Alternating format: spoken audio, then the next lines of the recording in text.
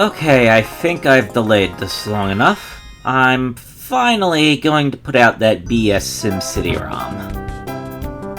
I was holding on to this for a while, hoping I'd be able to make a kind of release with bigger fanfare and more of a nice documentary video, but I waited way too long.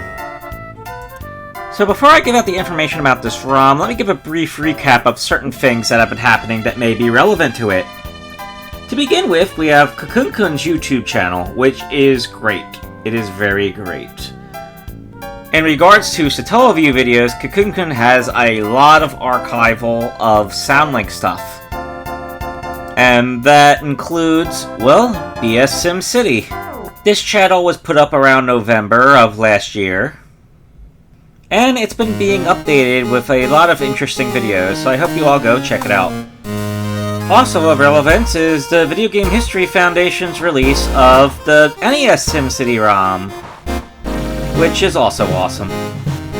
So anyway, a bit after all that came around, on January, Ikari linked me this 8M packed up, and I examined it. Considering how recent the NES SimCity ROM release was, this seemed like very peculiar timing. The title in the header reads BS SimCity Scenario Free. And as can be easy to surmise, that means it's the third episode of BS SimCity. Now you may be wondering, well, what is BS SimCity? And if it weren't for Cabbusses' videos, I probably wouldn't have had that much an idea. But now we can just check them out and...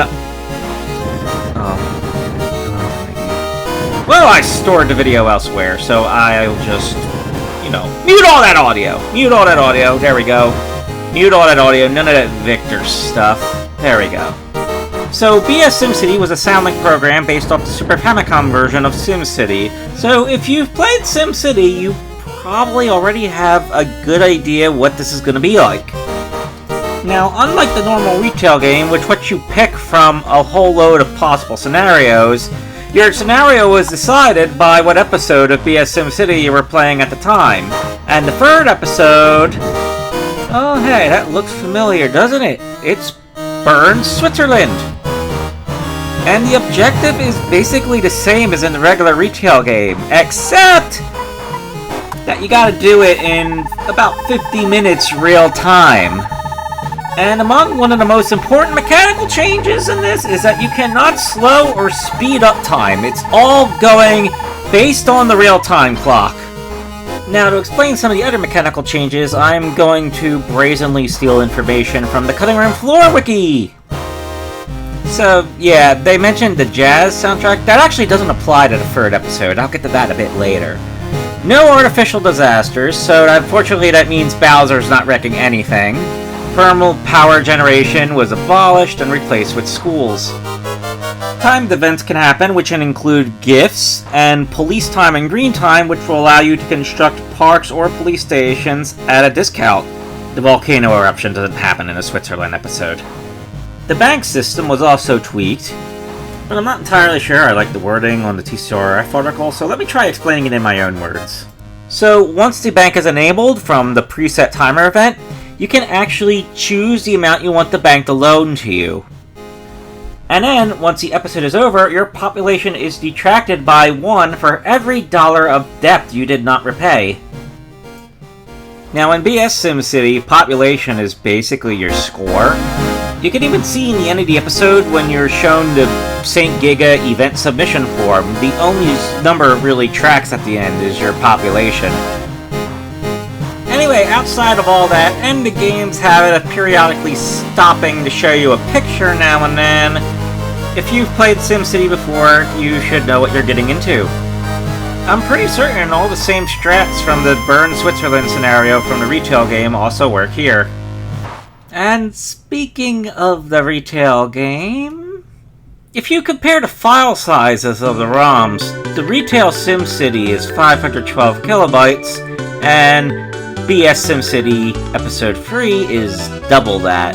Now, it's partly double that because it's an 8M pack memory dump and they're all going to be that size, but SoundLink games take up the entire memory pack either way, so Yeah, it's twice as big as regular SimCity file size-wise, and that's probably mostly because of the art assets that were made for it that were all new, like the new characters and the photorealistic images.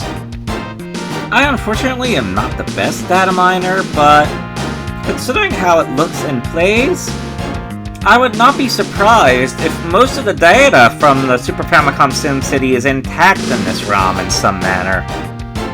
I also bet we could find the data for the other episodes. At least those are still up on Cocoon Coon's channel if you'd like to check them out.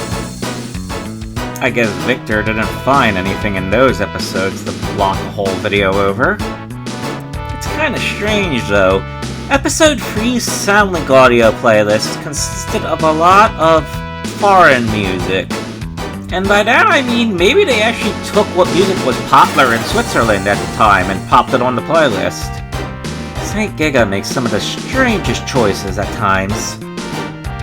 So anyway, to get more historical info on this, let's go to the Satellawave history. It's gone. Web archive. Save my butt. Oh, there we go. BS SimCity Episode 3 was broadcast on August 18th, 1996. And thankfully the 8M pack dump seems to match that date. Woo! It doesn't seem like the game uses anything from PS RAM, so the only content that would be missing is the satellite radio audio. If you load the game properly and play through enough to generate a score, you'll even see a double ad of some kind here. So, on the right of this ad is BS Bokujo Monogatari. I've been involved with some ROMs with that in the past. And to the left is a Derby Stallion Breeders' Cup ad. And for that, I'll cover that later. And I think that's about it for the ROM itself. There's probably a few other things I should mention, though. The website godbird.net recently opened up, and it has a pretty big Satellawave information resource with a lot of scans of magazine articles and whatnot. Among them include scans of Famimaga 64 and Famitsu that include shots of BS SimCity that they kind of look off, don't they? That doesn't quite look like what the game actually looks like. The thing that stands out the most is the art of the 3 new characters for BS SimCity, which kinda looks more cartoony than the final game's versions. And last but not least, let's look into the Satellawave ROMs.